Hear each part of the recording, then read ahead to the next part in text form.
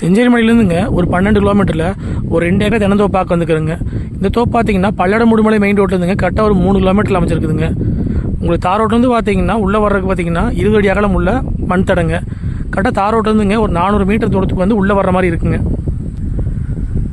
எல்லாமே நாட்டு மரங்க. இந்த மரத்துக்கு வயசுன்னு பார்த்தீங்கன்னா கரெக்டாக ஒரு 15 வயசு பக்கம் ஆச்சுங்க. ஒரு தனி கிணறு வந்துடுங்க. தண்ணி பாருங்க மேலாலேயே இருக்குது.